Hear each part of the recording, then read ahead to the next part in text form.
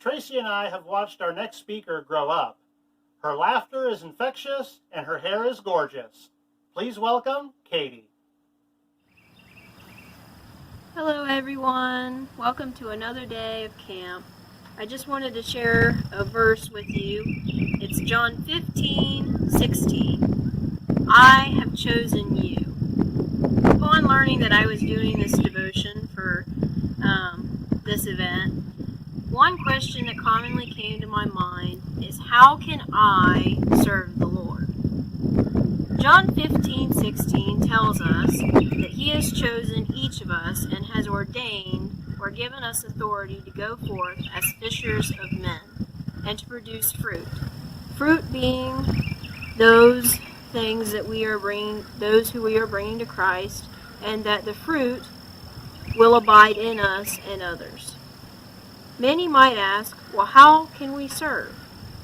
How can we go about this? To answer these questions, I am going to ask you a few questions that I want you to keep in mind. First, we can serve God with our actions. When others see you, do they see God living inside of you? This can account for many things, like how you can talk and your reactions to certain things. For instance, say a kid at your school was being bullied.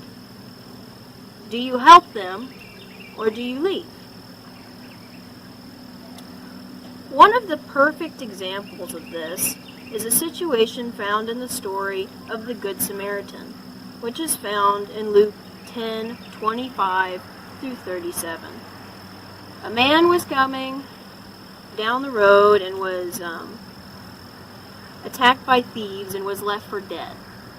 And the first few people that came by saw that he was mugged and his things were stolen and his clothes were torn and that he was left for dead. And they just walked on past. But the Good Samaritan, the main person of this parable of Jesus's, he actually stopped and made sure that the Samaritan was taken care of. That, in my opinion, is one of the ways that you could handle that situation. Second, we can serve God with our talents. When using our talents, are they pleasing to God and showing others to Christ?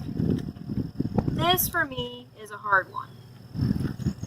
And for many others, due to the fact that sometimes there are things we need to cut out of our lives.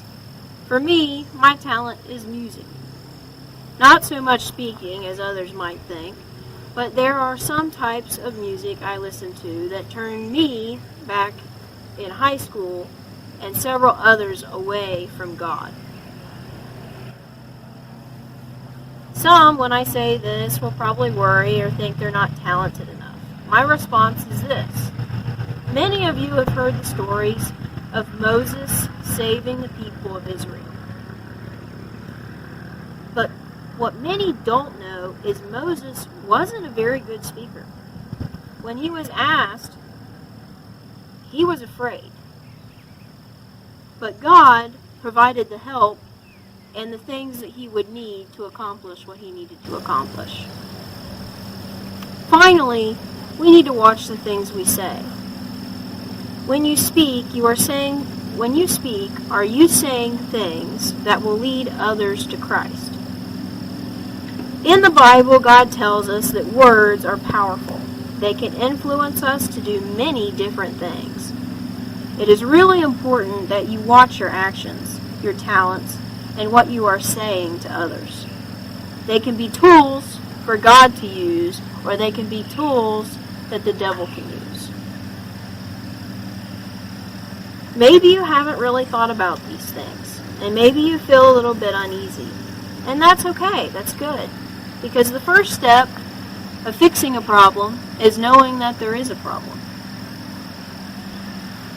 So I encourage you, if you do feel uneasy or unsure, maybe you feel that maybe you might have wronged someone, maybe you hadn't done something in the past. I encourage you to reflect on this and ask God to forgive you and think of how you could do things differently and learn from your mistakes. Thanks for listening.